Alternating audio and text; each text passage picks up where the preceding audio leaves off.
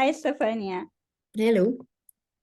Good to see you again, and I look forward to hear about your thesis. And so let's start with the title that you chose.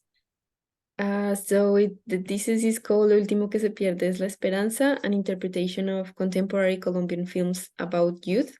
And this part in Spanish means the last thing you lose is hope. Interesting. What was your main motivation to choose this topic? So my main motivation is like intergenerational relationships. That is what I am like most interested in, both in how they are represented in the media and like in or stories in general, and how they actually happen, let's say, in society. So I was watching some Colombian films trying to like come up with what I wanted to write about, and I found that there has been like a rise in young characters in Colombian films, and not only that, but also that the shifts, the discourses about them have shifted. So I was wondering like what was the change, why did it happen, and like what this could mean. So that was my motivation, like finding this in the films and trying to understand what it meant. Interesting. And what did you find? What was your key findings?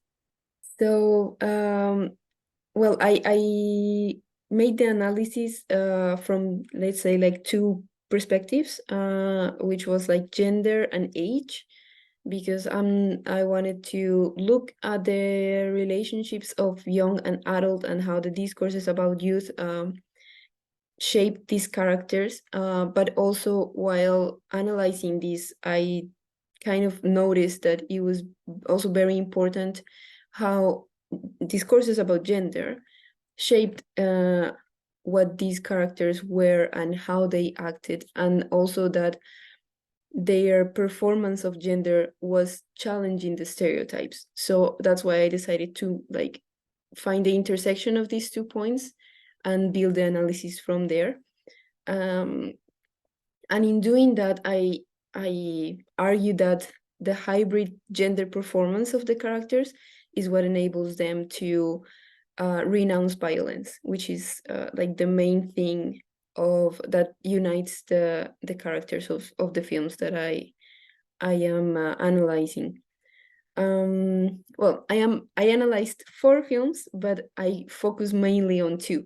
So I'm mainly focused on Un Varón and Matar a Jesús. The other ones like allowed me to make a comparison. So the Gente de Bien and Niña Errante are more about children, and Matar a Jesús and Un Varón are more about adolescents or young adults. And the comparison was really helpful to understand the shift of discourses and like what was the impositions on youth. And yeah, as the like big conclusion of the analysis, I found out that adolescents are thought of as carriers of hope, and that is the big change, because before like the stereotype or the idea of adolescence was way more negative, and now, even though there are still a lot of contradictions and a lot of complexities, thankfully there are a lot of complexities, the idea is that youth are like somehow the future and the saviors. So yeah, I think that that's the main finding.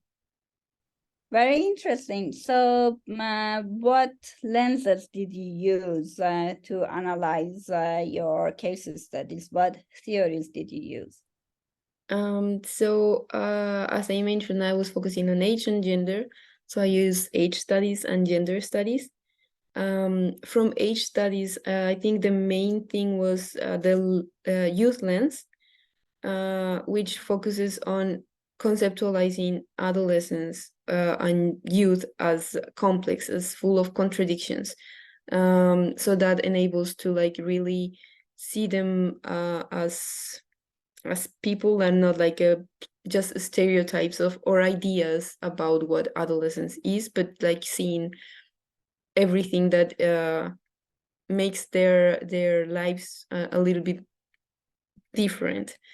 And from gender studies, I focused a lot on hybridity and hegemony and hegemonic masculinity. And I also used film studies to talk about representation as like a concept, and I linked that with social representations.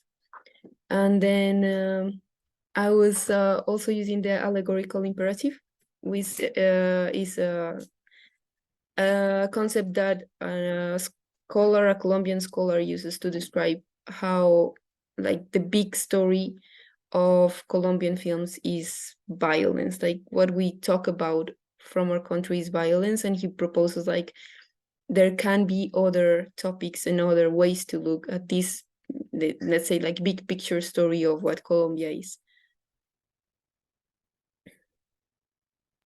Interesting. And so, do you know who is going to benefit from your study and your thesis? I think it could be useful for like broad audience of films, because it's like a way to analyze what is being said in these films.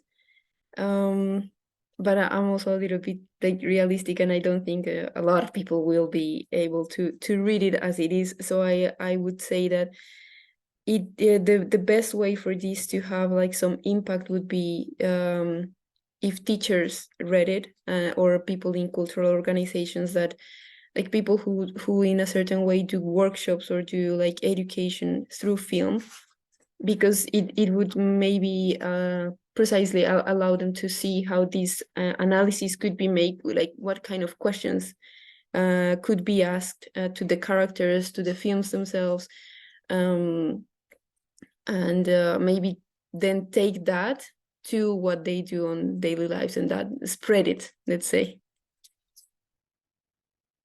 Interesting. I look forward to read your thesis. To be honest, I'm really excited. Yeah.